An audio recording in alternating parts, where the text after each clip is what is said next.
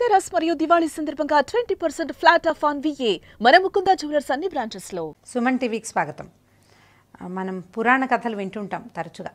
అయితే పురాణాల ప్రకారం సృష్టి, స్థితి, లయ ఈ మూడు కార్యాలని బ్రహ్మ, విష్ణువు, మహేశ్వరుడు చేస్తారని తెలుసుకుంటూ ఉంటాం. అంటే బ్రహ్మ మనుషుల్ని సృష్టిస్తాడు, విష్ణువు వాళ్ళని కాచి కాపాడతాడు, మూడోవాడు లయకారకుడైన శివుడు వీళ్ళని అంతం చేస్తాడు, అంటే చివరి వరకు తీసుకెళ్తాడు, మళ్ళీ పుట్టేందుకు మనకి అవకాశం ఇస్తాడు శివుడు. అయితే వీళ్ళు ముగ్గురు చాలా సజావైన లైన్లో పనిచేస్తుంటారు. ఆయన పుట్టిస్తాడు, ఈయన పెంచుతాడు, మూడో ఆయన మనని కల్పిస్తూ ఉంటాడు. అంటే మళ్ళీ ఏ మట్టి ముద్దల నుంచి మనం వచ్చామో అక్కడికి తీసుకెళ్ళిపోతాడు. అయితే ఈ వ్యవహారంలో వీళ్ళలో వీళ్ళు ఎప్పుడైనా పొట్లాడుకున్నారా, ఎప్పుడైనా కొట్టుకుంటారా? అప్పుడప్పుడు మన దగ్గర అయితే కొట్టుకుంటారు. అమ్మా నాన్న వాళ్ళే మన ప్రపంచంలోకి తెస్తారు. మన అమ్మా నాన్న పొట్లాడుకోవటం మనకు కొంచెం తెలుసు. మనం కూడా అమ్మా నాన్నలు అయ్యాక మనము కొట్టుకుంటూనే ఉంటాం. కానీ ప్రపంచానికే అమ్మా నాన్న అయిన విష్ణువు, శివుడు వీళ్ళు ఎప్పుడైనా కొట్టుకున్న సంఘటనలు సాధారణంగా మనకు కనపడవు. హరివంశం అనే పుస్తకంలో కొన్ని చోట్ల అంటే 2-3 సందర్భాల్లో వీళ్ళిద్దరికీ పోట్లాట వచ్చిందని వింటూ ఉంటాం. కానీ మనం రెగ్యులర్గా వినే వినాయక చవితి కథల్లోనూ, తర్వాత చిన్న పొన్న నాటకాల్లోనూ శివుడు ఇబ్బందుల్లో పడ్డప్పుడు విష్ణువే శివుడిని రక్షించాడని, లేదా విష్ణువుకు అవసరమైనప్పుడు శివుడే అతనికి అడ్డం పడ్డాడని, అంటే అవసరమైనప్పుడు అలాంటివే వింటాం. కానీ వీళ్ళిద్దరూ కొట్టుకున్న సంఘటనలు, వాళ్ళిద్దరూ యుద్ధం చేసిన సంఘటన సాధారణంగా కనపడదు. ఇది చాలా రేర్గా జరిగిన సంఘటన.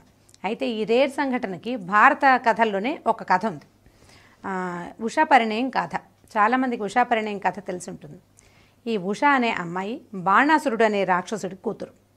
ఈ బాణాసురుడు మనం ఇంతకుముందు బలిచక్రవర్తి సంగతులు వింటూ ఉంటాం. ఈ బలిచక్రవర్తి తాలూకు కుమారుడు.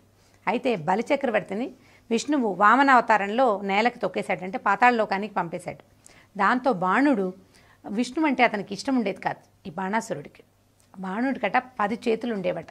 ఈ 10 చేతులతోటి నిత్యం అభిషేకం చేసి శివుణ్ణి ప్రసన్నం చేసుకున్నాడు. శివుణ్ణి ప్రసన్నం చేసుకుని, ఒట్టిగా ప్రసన్నం చేసుకుని నువ్వు నా ఎందుండు అని అడగటం కాకుండా నా నగరానికి కావలి ఉండు అని అడిగాడట. అంటే తన తాలూకు రాజ్యానికి కాపలాదారుడిగా తన తాలూకు అత్యంత ప్రీతిపాత్రమైన దైవాన్నే ఈ బాణాసురుడు ఉంచుకోగలిగాడు. ఈ శంకరుడు భక్త సులభుడు. నువ్వు ఇక్కడ ఉండు, నువ్వు నుంచో కూర్చో అన్నా కూడా కూర్చుంటాడు. విష్ణువుతోటి అలాంటి ఆటలాడడం సాధ్యపడదు, కానీ శివుడితోటి కుదురుతుంది. కాబట్టి ఈ బాణాసురుడు ఏమన్నాడంటే ఈ శోణపురం అనే తన నగరానికి కావలివాడిగా శివుణ్ణి అట్టుపెట్టుకున్నాడు. అయితే కొంతకాలం గడిచిన తర్వాత ఈ బాణాసురుడి కుమార్తె అయిన ఉషకి ఒకరోజు రాత్రి కల వచ్చిందట. ఆ కలలో ఆమె ఒక యువకుడిని చూసింది. అయితే తన ఫ్రెండ్ అయిన చిత్రలేఖకి ఈ సంగతి చెప్పింది. నేను ఒక యువకుడిని చూశాను, అతని మీద నాకు మనసైంది, అతన్ని పెళ్లి చేసుకోదలుచుకున్నానని. ఈ అమ్మాయి కళలో కనపడ్డ వ్యక్తిని ఎవరైనా ఎలా తెలుసుకుంటాం? మన కళలోకి వచ్చిన వాడిని ఇంకోళ్ళు తెలుసుకోలేరు కదా. అయితే ఈ చిత్రలేఖ ఆ అమ్మాయి గాంధర్వ విద్యలు తెలిసిన అమ్మాయి, చాలా మాయా విద్యలు వచ్చనమాట. దాంతో ఆ అమ్మాయి ఏం చేస్తుందంటే భూప్రపంచం మీద ఉన్న అందరూ రాజకుమారులవి, అందరూ నవయువకులవి, పెద్ద వాళ్ళ పిల్లలు, చిన్నవాళ్ళ పిల్లలు, సమస్తమైన వాళ్ళ అబ్బాయిలందరినీ ఫోటోలు గీసి చూపించిందట. అంటే ఫోటో గీయడం అంటే తీయడం కాదు కదా, అప్పట్లో చిత్రలేఖనం ఉండేది. బొమ్మలు గీసి చూపించింది.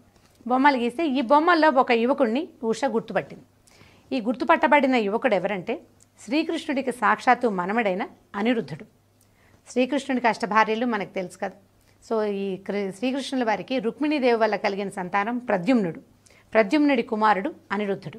ఈ అనిరుద్ధుడు కొంత పోలికలో శ్రీకృష్ణుల వారిని పోలి ఉండేవాడు. అయితే ఈ చిత్రలేఖ ఈ అనిరుద్ధుడే ఈ అమ్మాయి కల్లోకి వచ్చిన వాడని తెలుసుకుని ఒకనాటి రాత్రి మాయోపాయంతో అనిరుద్ధుడిని ఈ ఉషాకన్య తాలూకు అంతఃపురానికి తీసుకొచ్చిన ఈ అనిరుద్ధుడు ఈ అమ్మాయిని చూసి ఆ అమ్మాయిని మోహించి అక్కడే ఉండిపోయాడు అంతఃపురంలో. శ్రీకృష్ణుడు మిగిలిన కుటుంబం అంతా ఈ కురవాడు కనిపించట్లేదని వెతుక్కుంటూనే ఉన్నారు. కొంతకాలం గడిచింది. ఈ లోపల ఏమైందంటే ఈ గాంధర్వ విధిని వివాహం చేసుకున్న ఉషా మరియు అనిరుద్ధులు హాయిగా వాళ్ళ దారిని వాళ్ళు ఉన్నారు. ఆ అమ్మాయి అంతఃపురం నుంచి బయటకు వచ్చేది కాదు. కొన్నాళ్ల తర్వాత ఆమె గర్భవతి అయిందట. అయితే ఈ అమ్మాయిలో దౌహృద లక్షణాలు కనిపెట్టినటువంటి మిగిలిన దాసులంతా రాజుగారికి చెప్పారు. వాళ్ళ రాజైన బాణాసురుడు ఈ కూతురు గర్భవతి అయిందని, దీనికి కారణం ఈ అంతఃపురంలో దాగి ఉన్నటువంటి అనిరుద్ధుడేనని తెలుసుకుని అతను కృష్ణుడి పోలికల్లో ఉండేసరికల్లా ఈ అనిరుద్ధుడిని బంధించాడు. ఈ బంధించిన సంగతి తెలుసుకున్నటువంటి నారదుడు ఈ విషయాన్ని తీసుకెళ్లి శ్రీకృష్ణుడికి తెలియజేశాడట. మీ మనవడు ఫలానా చోటున్నాడు, అతన్ని బంధించారు, రేపో మాపో అతన్ని చంపేస్తారు అని. దాంతో ఈ కృష్ణుడు వెంటనే ఈ కుర్రాడు ఇక్కడ ఉన్నాడని తెలుసుకునేసరికల్లా బలరాముడు, సాత్యకి, తన తాలూకు మిగిలిన పరివారగణం అన్నదమ్ములు అందరితోటి కలిసి యుద్ధానికి శోణపురానికి వచ్చేసాడు. ఈ శోణపురానికి వచ్చేసరికల్లా ఈ వాకిట బయట కాపలా ఉన్నవాడు శివుడు. అక్కడికి యుద్ధానికి ఎవరు వచ్చినా వాళ్ళతో శివుడు యుద్ధం చేయవలసిందే. ఈ వచ్చిన కృష్ణుడిని చూసేసరికల్లా ఈ బాణుడు వాళ్ళంతా కూడా బయటకు వచ్చారు యుద్ధం చేయడానికి. అక్కడే కాపలాదారుడుగా ఉన్నటువంటి శివుడు కూడా స్వయంగా యుద్ధానికి పూనుకున్నాడట.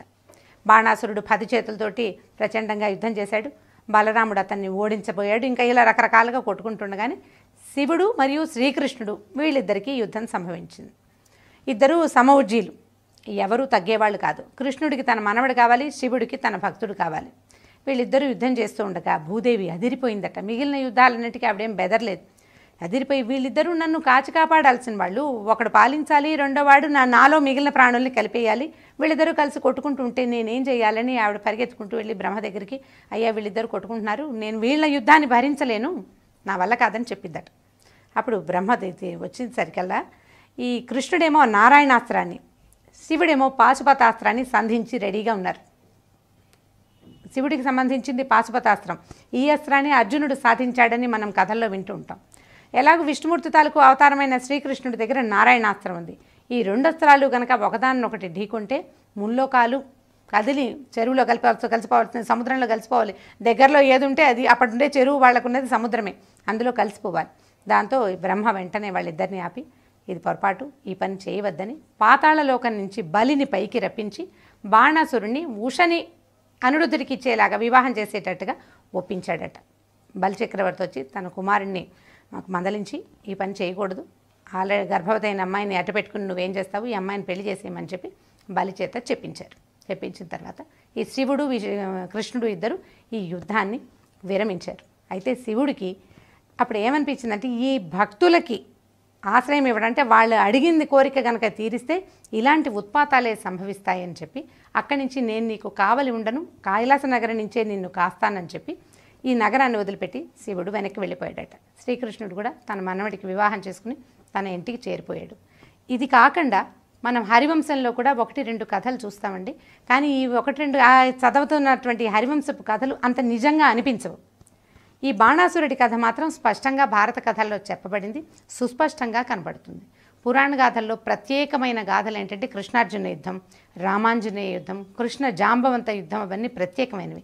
అట్లాగే ఈ శివకేశవులు, శ్రీకృష్ణుడు మరియు శివుడు వాళ్ళిద్దరి తాలూకు యుద్ధం కూడా చాలా ప్రఖ్యాతి పొందింది.